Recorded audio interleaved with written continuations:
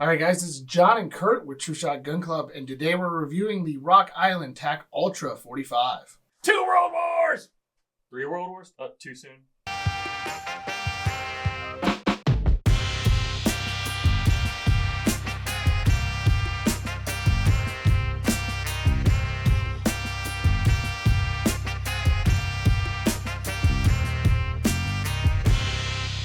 What's cooler than a 1911 and 45? A double stack. So, how'd you like it on our first trip? I expected this gun to be a lot bulkier, for lack of a better term, than it really is. Being a double stack, obviously you've got some added weight to it. But overall, the shooting experience was great. Because of that additional weight, it was a sharpshooter. It's honestly pretty comparable in a lot of ways to a single stack. I expected that grip to accommodate 13 rounds in the mag was really going to make it kind of hard to hold on to. That was not the case at all. Oh, no. And this gun is full of features that, a normal 1911 won't have, and especially the name. It's by committee, it sounds like. What do you mean, the TAC Ultra FSHC 45?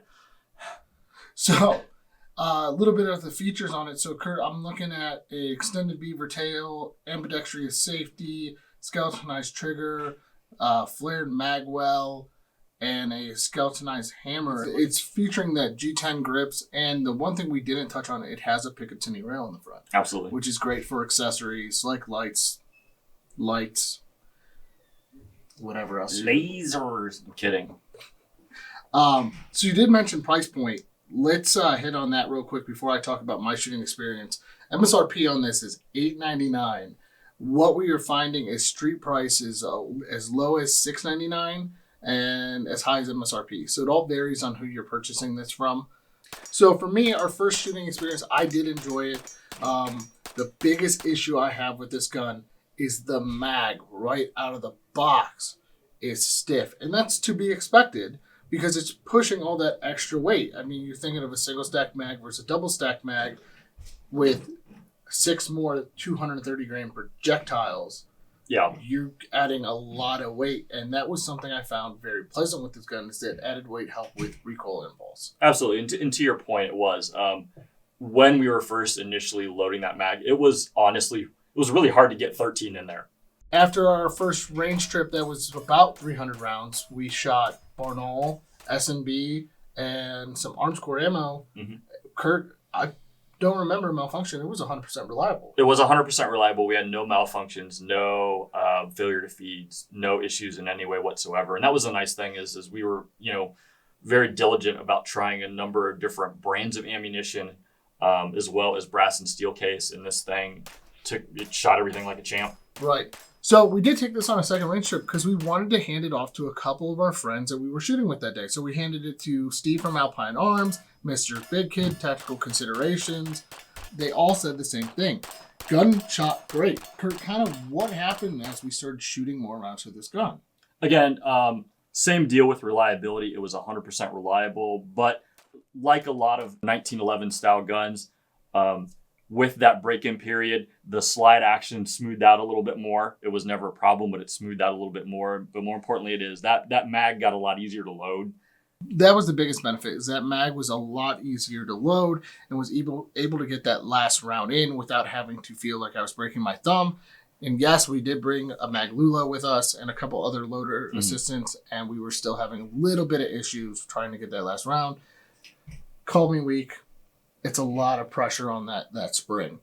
So that being said, the mags, the gun comes with one mag from the factory. It does come with a hard plastic case, which a lot of guns now are switching either to cardboard box or a cloth.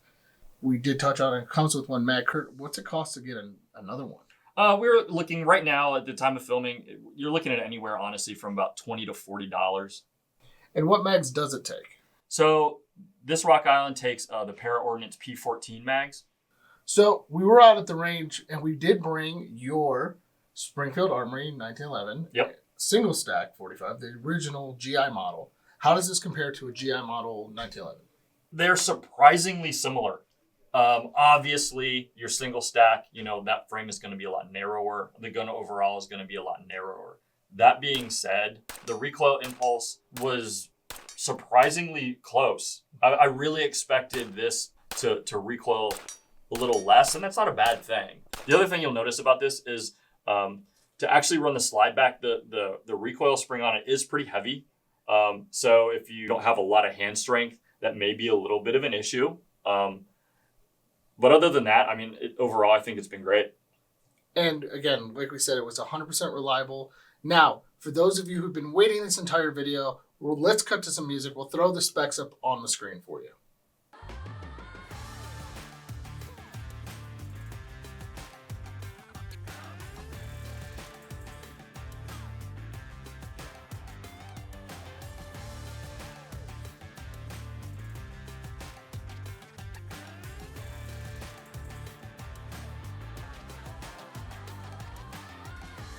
The gun isn't light. It's 2.7 pounds, but it does have a nice trigger.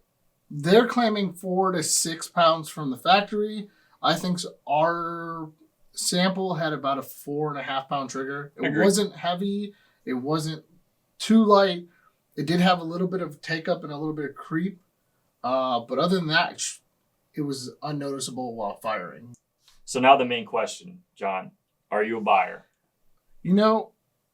If I was in the market for a double stack 45, this gun compares to a couple other guns on the market. So you're talking about, you're looking at the FN45, you're looking at the HK45 as well. Those both respectfully have a 15 round and 10 round max. You're losing capacity with one, you're gaining capacity with the other. They're about the same price point from what we found. They're around that $860. So this can be a little bit more, this can be a little bit less. Again, it all depends on where you're buying from. I would say with the weight of the all-steel frame compared to the polymer guns, and again, they both shoot very well, the gun was just very enjoyable at the range. And not only that, but that fiber optic front sight was easy to pick up in the Arizona sun. We shot it both at sunset and during high noon. And high noon in Arizona is hot and bright. So it was easy to pick up, especially against the backdrop that we shoot against. With all things being considered, this would probably be, if you're looking for a 45, and you're looking for a home defense 45 in a range toy, I would be a buyer in that. Other than that, it's cool. That's all I can say. I would say I'm a buyer if I was in the market for that particular gun. I'm a buyer with a couple stipulations. Would I make this your first gun? No, probably not. Really, where I think this gun sits in is it's kind of a fun range flex. Oh, yeah. Everybody wants a 1911 and 45 ACP, When you come up and you'll be like, yeah, mine's double stack, right?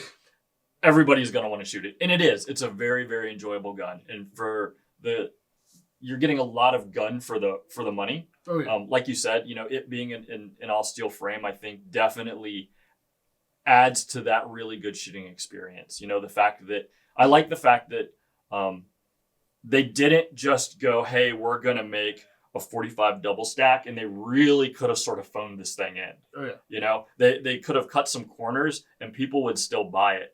They didn't do that at all. The fact that it does have that extended beaver tail and that, extended mag well really adds to this gun.